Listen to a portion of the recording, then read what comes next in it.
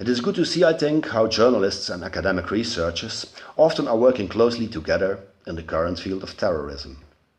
It is a kind of history in the making for which the basic facts that journalists often gather first can't do without the background and analysis that scientists provide, and the other way around.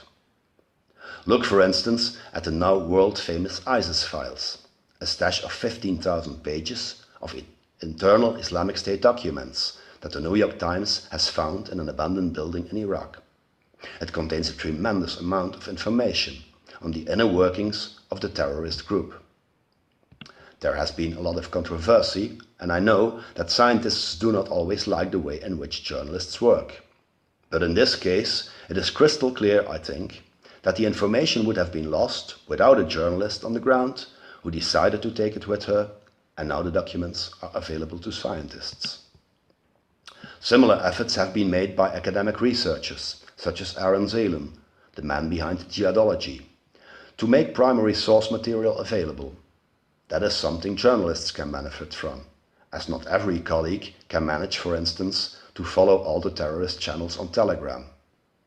Few Western journalists do read Arabic, and for them the translations and interpretations that a scholar such as Ayman Jawad al-Tamimi provides are a highly valuable source. Speaking about terrorist channels, one point in which the press should rely a lot more, I think, on the knowledge of researchers is the interpretation of who is who on this kind of channels.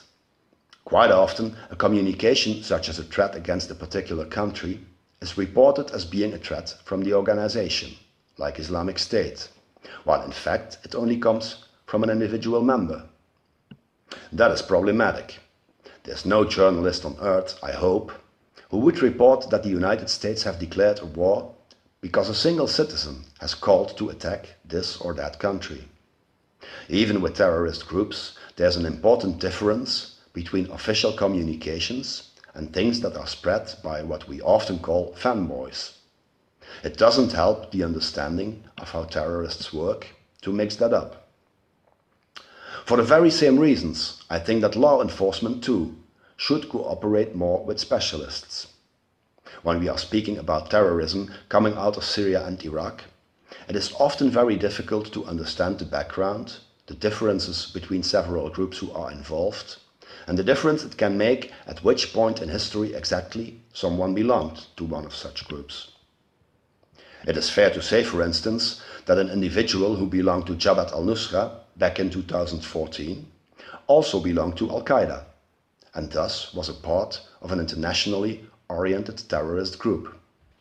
But it isn't correct at all to say the same about an individual nowadays fighting for Hayat Tahrir al-Sham, the successor of Jabhat al-Nusra, which has cut its ties with Al-Qaeda and has, for now at least, a strictly Syrian agenda. Sometimes things evolve surprisingly fast. In Belgium, we had the case of Bassam Arg, a self-styled sheikh with Syrian roots. While he was living in Brussels, he was known as the single most important figure of the Belgian jihadist scene, and his name appeared in almost every terrorist investigation that we have had for decades. After he left for the Syrian war, however, he became a much more moderate voice. He disencouraged Belgian Muslims, for instance, to leave for Syria, saying that they weren't needed there. While his militia still can be considered as an Islamist one, it doesn't aim at terrorism in the West. It is strongly opposed against Islamic State, and Ayachi himself has survived several Islamic State attempts to murder him. So, even when I wouldn't say that he can be fully trusted now and should be exonerated completely, I think there is a big difference between people who support him and people who support Islamic State. It is extremely important for everyone who's working in the field of terrorism to get the context straight. A good example of how things can go wrong when that context is lost has happened in the Netherlands. There, a newspaper made a scandal out of the fact that the Dutch government had given material support to a Syrian militia deemed to be a jihadist group. At least, the journalists concluded that it was a jihadist group because Dutch law enforcement was prosecuting a foreign fighter who had joined it as if he were a terrorist. According to all specialists, Dutch law enforcement was wrong, and the defendant was acquitted, by the way. But the scandal did persist, although it wasn't one. And the journalists who brought it out have received a string of awards by now, for what was basically fake news. I think this is a good example of the superficiousness and the jumping to conclusions that can arise when journalists, academics, and also investigators do not confront their findings enough with the knowledge of others. In Belgium, we even have a case in which a woman was convicted for belonging to a group in Syria, said to be a faction of Islamic State, while in reality that group was fighting against it. When the prosecutor was asked about that, he told the reporter that all of those groups are to a certain degree influenced by Islamic State. That's a bit the same as saying, for instance, that all centrist political parties here in the West are the same as far-right ones, just because they have adopted some of the same views. Luckily, I would almost say, the group to which this woman belonged, albeit no part of Islamic State, was also jihadist, and she herself had uttered threats against the West. So it wasn't entirely wrong to sentence her for membership of a terrorist group. But again, it is a case that underscores the importance of a detailed context, and thus cooperation between all kinds of specialists. Whether you're a journalist or an academic, in the current field of terrorism, you have to follow things 24/7 to be able to make the right judgments and to get the context straight. There have been many examples already of respectable media outlets who get that context terribly wrong by not confronting their findings enough with the knowledge of specialists. And unfortunately, there are even examples of highly esteemed scientific publications doing the same. In a recent article published by a leading academic journal in the field of terrorism that intended to review, as a first, the tactics and the planning behind the November 2015 Paris attacks, almost every paragraph contained factual errors, making it hard to take the rest of it serious. Scientists are masters of method in comparison to journalists. But in this case, every journalist who has worked extensively on these Paris attacks could have helped the authors to avoid those mistakes when they had simply been asked. Sometimes a journalist is more of an expert in this field, sometimes an academic is. And often there is even a third category. Indeed, we shouldn't forget the many amateurs researching terrorism with a very high level of seriousness and a tremendous knowledge on specific facts.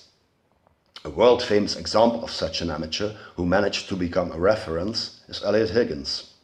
He started to document the Syrian war without any scientific or journalistic background, but the Bellingcat he founded nowadays is a monument of open source investigation in many fields. In terrorism research, there are many others like him, often specialized in a very particular part of it. Take for instance Hugo Kaman, the world's one and only expert on the vehicles that terrorists are using to commit suicide attacks, which types they use, how they modify them, and how their know-how has evolved during the past few years. He's one of those enthusiasts who gather knowledge just by being fascinated, honestly interested, and not giving in to any pressure on what should be told or what should be kept quiet. I have cooperated with this kind of experts quite often already for my own reporting, and I have to say that they often have been the most valuable sources of information, both on context and facts. So, all of this to say that the current research into terrorism very much needs the cooperation between people with very diverse backgrounds. I am part myself of several discussion groups, be it on Twitter, be it on Telegram, be it on WhatsApp, where information, knowledge and views are exchanged. Most of those groups are a mix of journalists, academics and high-level amateurs. I think it is extremely interesting and extremely fruitful to promote that kind of cooperation. The current wave of terrorism, that with a jihadist background, will persist for quite some time, I'm afraid. And as we see it going on, an antithetic, far-right, anti-Islamic violent movement is coming up already. For that, to get the facts and background straight, there won't be much difference. and the need of cooperation between all kinds of specialists.